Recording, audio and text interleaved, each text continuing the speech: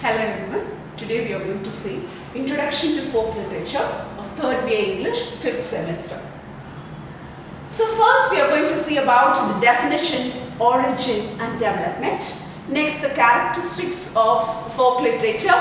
Next the techniques of folk literature.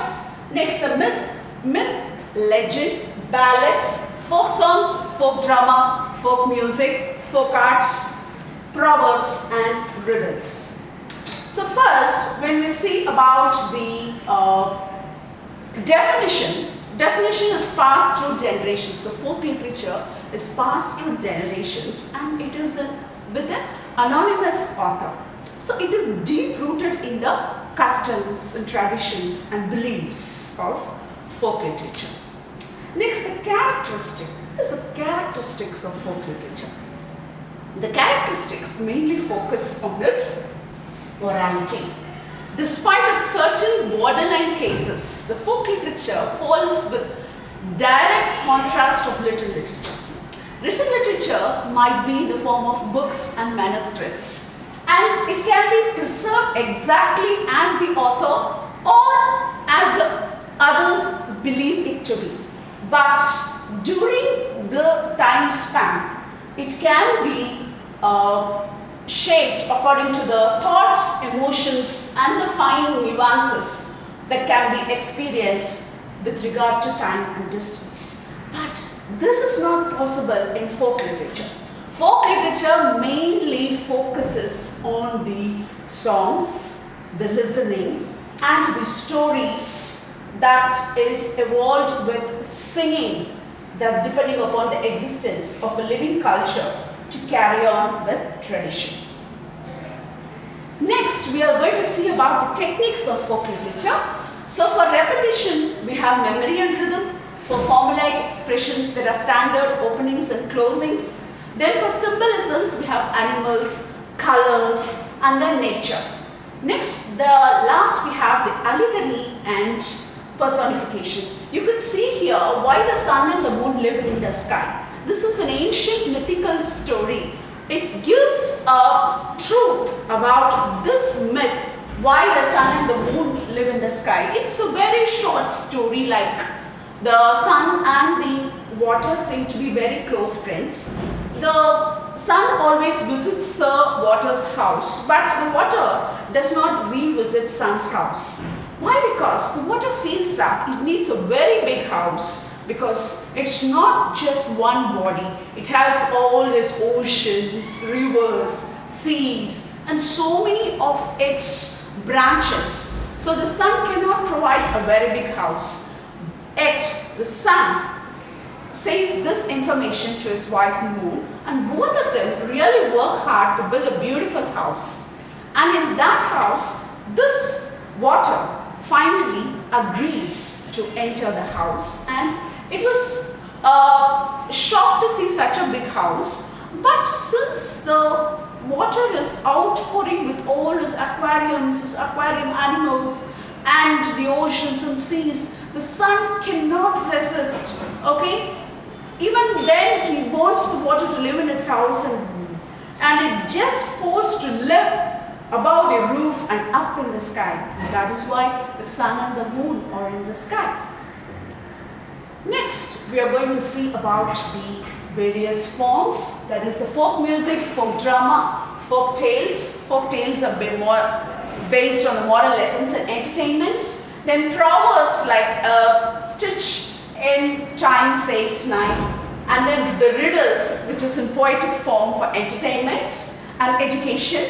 The myths, then sacred stories, the legends, ballads, and then in conclusion, folk literature preserves the essence of culture, and it also bridges the gap between the present and the past. Next, in Unit 2, we have the Grimm brothers. The Grimm brothers are very, very important when compared to folk literature. Why? Because the brothers Grimm were Jacob Ludwig Grimm and Wilhelm Carl Grimm. Together they compiled several collections of folk literatures, folk music and folk arts. Jacob Ludwig in particular, He has did important work in historical linguistics under German philology. So that is why his work is a notable contribution of Indo-European languages, and that is why it is called a very important formulation, the Grimm's Law. Next we have various approaches to folk literature, how folk literature is being approached historically and anthropologically and psychologically. So historical means it is the origins and evolution over time, and it also shapes the historical events. Anthropologic, in a way, it concerns with reflection of human culture and the social customs. So it is a way of ethnographic representation of folk arts. Next we have the psychological approach, because in psychoanalytical theories, the dreams and the fears, the desires of human impressions are deeply analyzed. Next, in Unit 3, we have the story of King Bharata. So, King Bharata is the son of Dushyanta and Shakuntala. The story goes like this. They belong to the Adi Purva. And King Bharata is said to be the ancestor of the Pandavas and the Kauravas. So once the King Dushyanta is encountering a beautiful woman, Shakuntala, when she was attending a wounded deer. By that time, he then felt that he fell in love with her, and then lost in thoughts of Dushyanta, he gives her a ring as a memory. But lost in the thoughts of Dushyanta, Shakuntala was cursed by a sage. Then, while the curse stated that the person whom she was dreaming about will forget everything about her.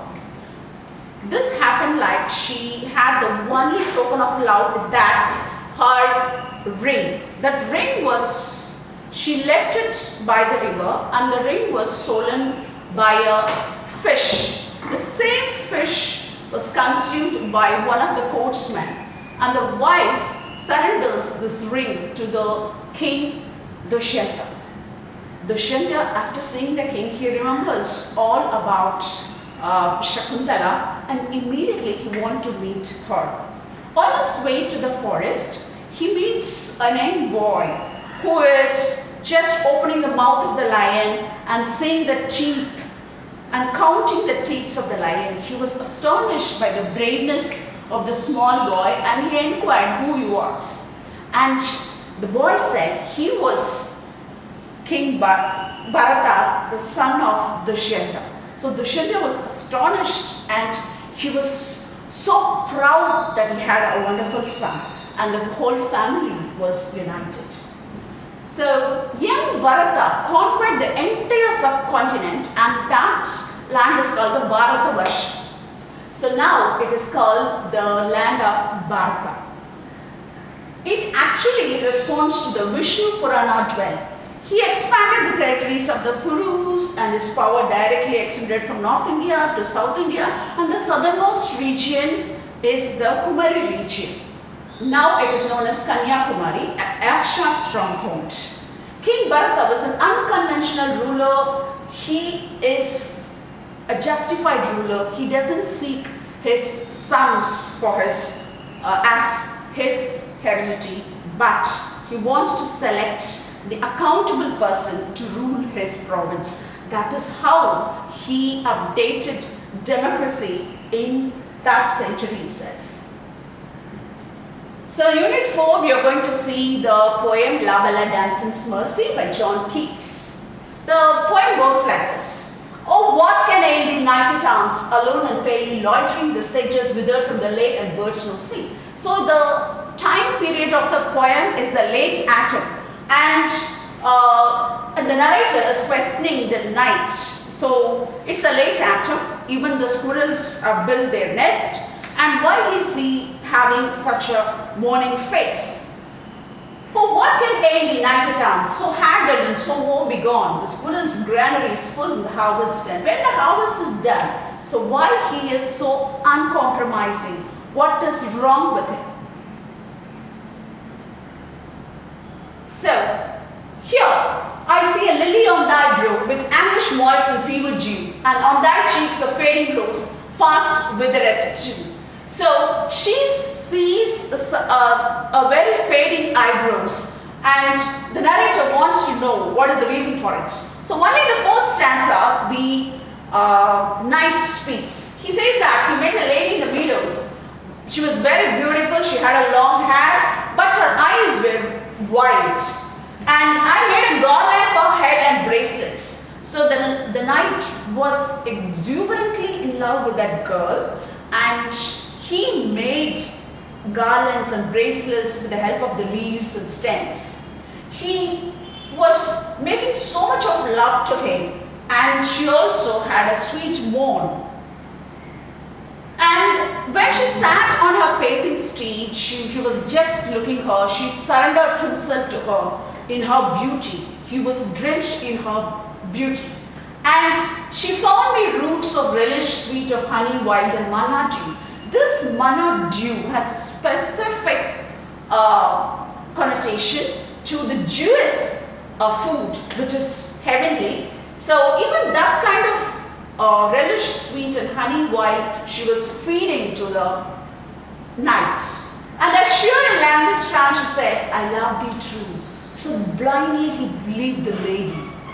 She took me to a elfin grot, and there she wept in sightful soul. There I shut her wild eyes with kisses full. But suddenly she took him to the elfin grot, such a mysterious cave it was, and there her eyes were really wild. So he kissed her in order to convince her and show compassion towards her. There he lulled me asleep. There she made him asleep, and it was the latest dream that he ever had. I saw pale kings and princes too, pale warriors, dead pale where they are. In that dream only he realized that many kings have underwent the same kind of treatment by the lady, and she is supposed to be a supernatural element. She was not a real human being. She was a superhuman, and she has betrayed many kings and princes. They were all loitering there in that elfin grot. So with that dream he came to know that she is the lady without mercy. I saw their starved lips in the gloom with horrid warning gaped wide. So these princes, they were all having a very awkward kind of gaped feeling, and I awoke and finally there on the cold hillside. So suddenly he woke up and he realized that the lady is a supernatural element. Sometimes she may also be connotated with a witch. Next, he says that this is why I am sojourning here alone and palely loitering through the sedges withered from the lake, no birds sing a short gist. Here, that is, he is explaining everything to the narrator. Because of this, he is here wandering here and there, because the lady has abruptly betrayed him and left him, and now he is condemned, and he's not able to resist the sorrow. He is just loitering over there, bounded with sorrowness. So the wandering knight is found pale and forlorn, desolated landscape. He recounts meeting a mysterious and enchanting lady described as the fairy's tale. So La Belle Damicel's mercy, it means that the lady without mercy, the beautiful lady without mercy. So it's a wonderful poem by Keats, which always renounces the folk tradition through the inclusion of the supernatural element, the woman, the beautiful woman with a merciless heart. So in Unit 5 we have the fiction, that is Nagamandala by Girish Karnad. As you all know very well, Girish Karnad is a very famous writer as well as actor, and he has been awarded the Gnanpith Award in 1998 and Padma Shri Padma Bhushan in 1992. Then he also has won the Sangeet Natak Academy Award for playwriting. So now we will see the character sketches. So the chief character, the protagonist, is Rani. So Rani is an innocent knight at the start, but later on she is trapped in a loveless marriage. She evolves to be a symbol of resilience and empowerment.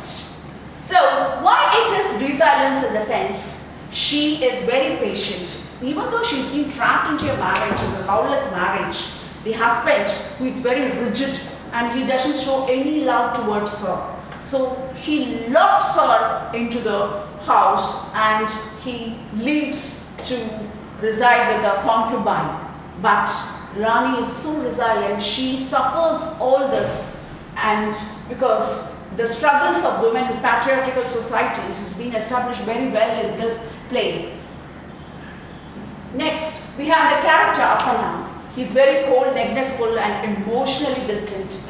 He spends his time with the concubine, ignoring Rani, and he embodies the male dominance, and he is accusing Rani of infidelity. Why? Because she remains very close to the Kurudava. Kurudava is a blind woman. It's a fantastic character. It's a folk literature. It's an ancient woman character. Mostly the folk literature is bounds a lot of informations about these kind of ancient old women. So they bring the mythical feature into the play.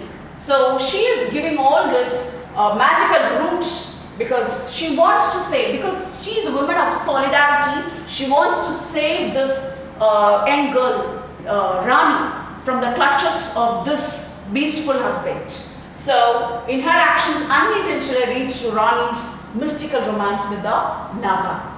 The shape-shifting Naga is a very kind and compassionate character which comes in the incarnation of Apana, and he shows all the love to her. So this is the mythical element where the Naga is incarnating himself as her husband. So she is very innocent. She doesn't know that it is the Naga which is coming visiting her in the nights in the incarnation of her husband. So here what happens was she is trapped in this loveless marriage, and finally she has to prove herself. When she becomes pregnant, Apana accuses her for being a slut, but she proves herself by putting her hand into the ant hill. So the cobra is none other than the Naga, who is at night time visiting her, and he is coming in the incarnation of Apana. So Rani is innocent. She never knew that the cobra is only making so much of love for her. She thinks that the Apana has a dual nature of inflicting himself at nights and the days. So he shows a split personality of day and night characters. So here the play comes leading to accusation of infidelity. Finally she proves the innocence when she puts her hand into the anthill, and the anthill does not, the cobra doesn't hurt her.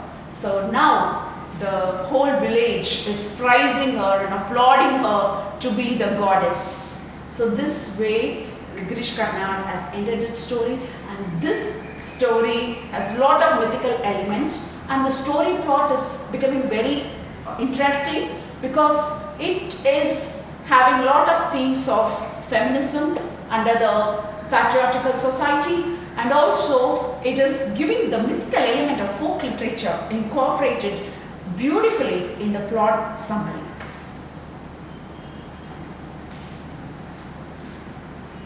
Thank you.